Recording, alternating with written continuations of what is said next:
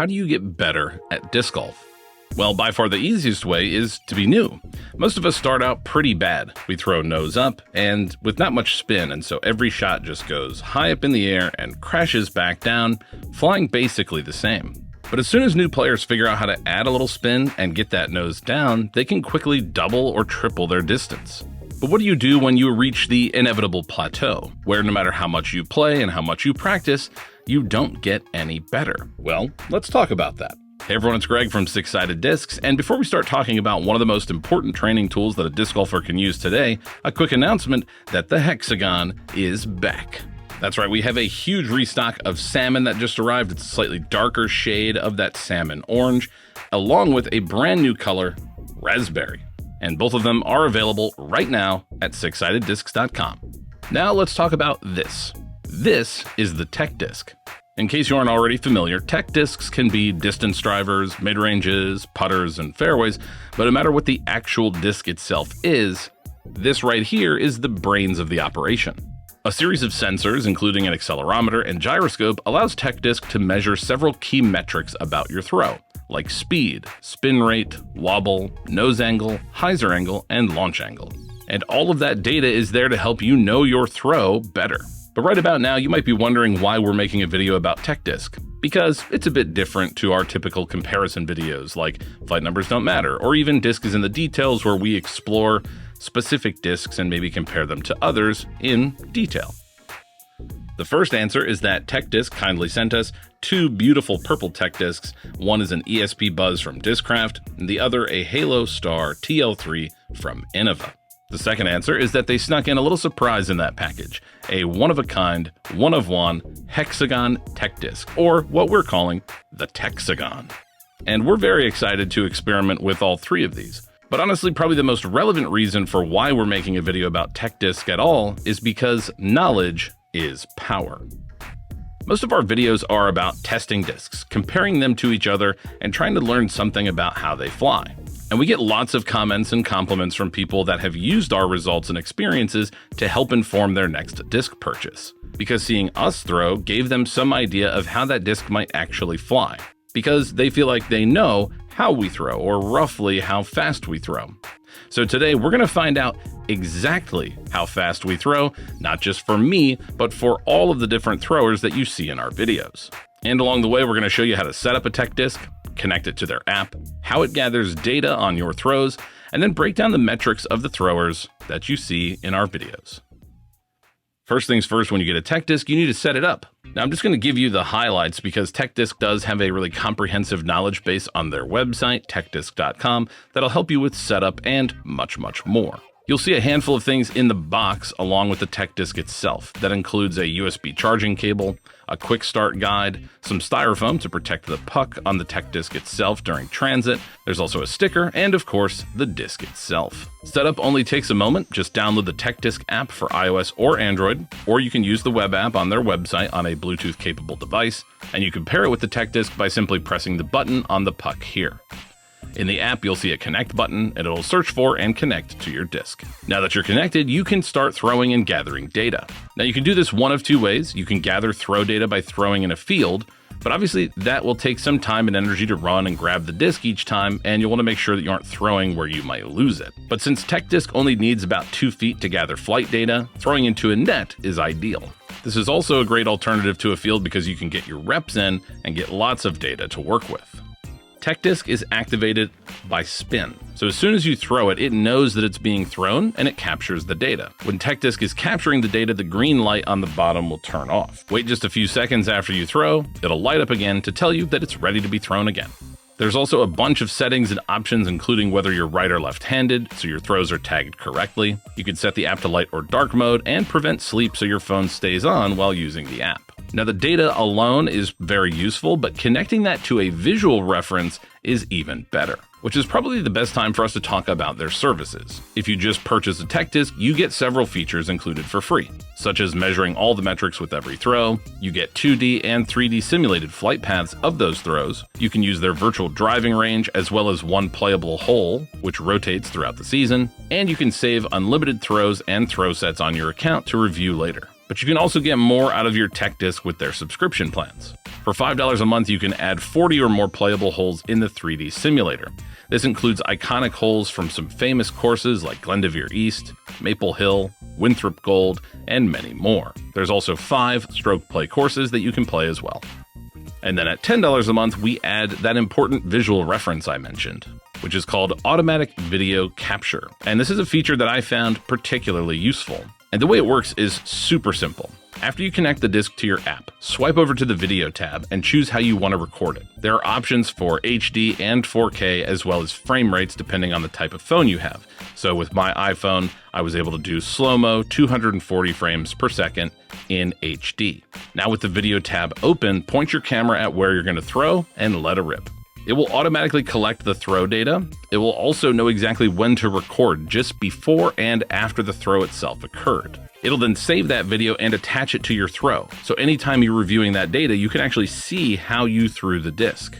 Finally, when you're collecting all this data, you can tag the throws so that they're easy to find and review later. Press the plus sign to create a tag. After you create it, press and hold to lock it, and that tag will be on all subsequent throws with that tag until you change it. You can also manually tag each throw after the fact, or go back and edit them at a later time. And the only issue that I ran into here using the tech disc was that we were outdoors on a hot summer day in the sun. So very quickly having the camera on for extended periods, even though it has an automatic feature to turn the display off to save battery and power, it was overheating pretty frequently. So if you can use it indoors away from direct sunlight or 90 degrees summer heat, you'll probably have a much better experience. At the same time, we were also recording dozens of throws at a time, so that was putting an extra strain on the camera. Now that you have your throws recorded, though, you can review the data. So we're going to go through 5 throwers, all of whom feature in our 6 levels videos at various skill levels to see how those skill levels actually translate into real throw data.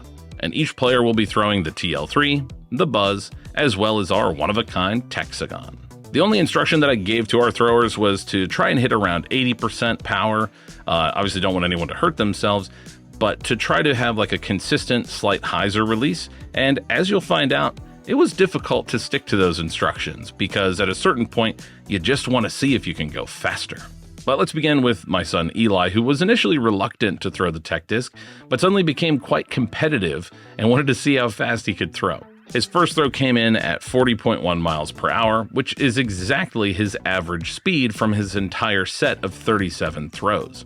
His spin rate started in the low to mid 800 range and actually slowly dropped the longer he was throwing, which I found interesting. His speed maxed out at 44.8 miles per hour, while his max spin rate was on his very first throw at 855 RPMs. According to the simulator, his best distance came from his fastest throw, but not necessarily because of the speed. Obviously, speed and spin have a huge impact on how far a disc goes, but rather the 0-degree nose angle combined with the 10-degree launch angle means he really got this slight hyzer release up in the air where it could fly. But if we're looking at Eli's data to try and find something for him to work on and practice on improving, we did identify a couple things. Overall, his distance would improve if he could keep his positive launch angle, but get the nose down. He's averaging about 2.7 degrees nose up across all his throws. Let's move on to my wife, Emily, who's a casual player that we usually tag as FA4. And her data is quite interesting. I've said in our videos that she has this kind of natural anhyzer release, but it turns out she also has a natural nose down release as well as a somewhat neutral or negative launch angle. And well, when you put all those things together, it doesn't go very far. Her average speed is a little bit behind Eli at 38 miles an hour, with an average spin rate of 644 RPM. And she and I have talked about trying to lean forward a little bit and pull through flat. And when she gets that right, she definitely sees a big improvement. Her top speed got up to about 45 miles an hour, so there's definitely some potential to get better distance with improved angles. Next up is our MP60 or MA40 thrower, Ted. You've seen Ted throw in a few of our recent 6 levels videos so that we can show how discs fly for some of you in the age-protected divisions. And fun fact, Ted has actually competed against some of the all-time greats in disc golf, like Ken Climo and Barry Schultz. So shout out to Ted for helping us out. Ted's experience definitely shows in his data. His releases were overall more consistent than the rest of us, and so is his speed and spin. And honestly, that's the hallmark of a great player. Ted's average speed was around 46.7 miles an hour, with spin around 770 RPM. And the Tech Disc simulator really liked his positive launch angle to get consistent distance. Ted, though, very much disagrees with the estimated distances, and it turns out that makes a lot of sense because, as Michael from Tech Disc pointed out, we didn't correctly input the stability of our discs in the simulator. So, our bad. Take the distances in this video with a grain of salt, because those reported distances should definitely have been higher. Next, let's move on to myself at an MA3 or MA2 level, depending on the day, and I mixed things up here and threw some forehands as well as backhands to see how my speed and spin would compare. And it showed me pretty much exactly what I expected. If I sort the data by speed, nearly all my fastest throws are forehands, topping out at around 60 miles an hour. However, if you can also probably tell, my release angle was not very consistent, as I started to go for more speed and forgot about trying to get the angle right. But if we sort this table by spin rate, things look very different. I'm generating way more spin on my backhand, maxing out at around 1100 RPM. And I also had much better angle control on backhand, consistently hitting my slight hyzer angle. My best forehand spin rate was just 800 RPM, a couple hundred less on average. And finally, we have Josh, who throws a heck of a lot farther than I can. But honestly, his numbers really surprised me. Firstly, with an average speed of 58 miles an hour, he was only throwing slightly faster than I was, but there's two key things that are contributing to him throwing well over 100 feet farther than I do, and that is spin and angle control. His spin rate was way higher than mine, topping out at 1,356 RPM, and averaging over 1,200. Next, he consistently found the perfect combination of nose down, shown here as a negative nose angle, as well as positive launch angle. Those two things combined contribute to his tee shots flying much higher without being nose up and getting big distance, well past 400 feet, where my backhand struggles to go beyond about 320. Josh was also extremely consistent with his hyzer release angle as well. Now, over the course of reviewing this data, I was hoping to see some trends or something pop up showing a difference in spin or speed when it came to driver versus mid-range versus the hexagon. But we didn't really see any concrete data there. Now, obviously, the speed at release is a big difference to how quickly a disc slows down. That TL3 is going to hold the speed a lot longer than the Buzz, and of course, the hexagon slows down super fast. So I think there's potential for us in the future to try and get some more data to see if there's something unique about the spin from the hexagon. Does it spin more or less because it has these flat wings and points sort of cutting through the air? Or can we learn something else about the actual difference between the discs? That was definitely inconclusive with today's data. Overall, though, I think what the Tech Disc has showed more than anything is that consistency is key. Josh and Ted had by far the most consistent data, and that lines up with their respective ability to perform on the course. And honestly, that makes sense. They practice and play a lot more than the rest of us, meaning they can reproduce that form more consistently than Emily, Eli, or myself. I also can't say enough about how easy the Tech Disc is to use. We unboxed these the day we recorded with Emily, Eli, Ted, and myself, and I was able to get them set up, connected, and working with virtually no issues. The only challenge I had was setting and locking tags and trying to remember to change them. That, of course, being an issue that I created, and one that I resolved retroactively while reviewing the data in the app or on techdisc.com. If you want to get better at disc golf, you need to practice. And if you want to improve your practice, you need to know your throw. And once you know it, you'll be able to identify ways to improve it. And the Tech Disc can definitely help you do that. The only elephant in the room is the price. The Tech Disc retails for $300. And that's a lot of money. But it is a very intelligent tool, and it does its job very well. And if you're serious about getting better at disc golf, it's probably worth the price. Here's the final breakdown of speed and spin averages for our 5 throwers that we'll be including in all our future videos. Have any of you used the Tech Disc? What do you think of it? Let us know in the comments below.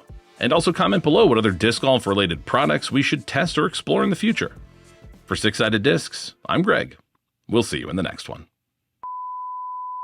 Hey everyone, it's Greg. Blah, blah, blah, blah. Ted has actually competed against some of the all-time greats like Ken Climo and Barry Schultz. So huge shout out to Ted.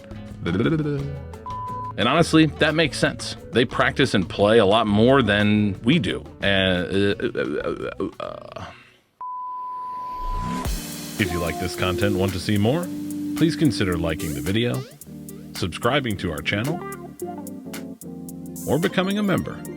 Your support makes this content possible.